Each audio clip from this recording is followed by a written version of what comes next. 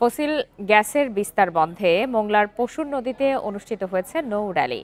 ধরিত্রী রক্ষায় আমরা, ওয়াটার কিপার্স বাংলাদেশ ও পশুর রিভার ওয়াটার কিপারের উদ্যোগে এই আয়োজন করা হয়। সকালে পশুর নদীতে অনুষ্ঠিত হয় এই নৌ র্যালি। এ সময় বক্তারা বলেন, ন্যায্য জ্বালানি রূপান্তর হিসেবে কয়লা ও তেলের বিকল্প কখনোই ফসিল গ্যাস হতে পারে না। বাংলাদেশ সহ পৃথিবীব্যাপী ফসিল গ্যাসের বিস্তার বন্ধে প্রাকৃতিক গ্যাস উৎপাদনকারী দেশগুলোর প্রতি আহ্বান জানানো হয়। এ সময় নবায়নযোগ্য গ্যাসের ব্যবহার বৃদ্ধির তাগিদ দেন বক্তারা। ফসিল গ্যাস সম্প্রসারণের বিরুদ্ধে বিশ্বব্যাপী প্রতিবাদ কর্মসূচির অংশ হিসাবে গ্লোবাল সাউথের এশিয়া, আফ্রিকা ও ল্যাটিন আমেরিকায় নানা কর্মসূচি পালিত হয়।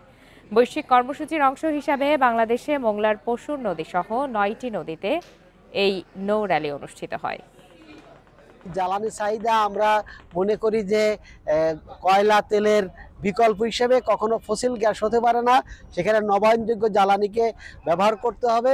আমরা নবায়নযোগ্য জ্বালানির ক্ষেত্রে বিনিয়োগের কথা বলতে চাই।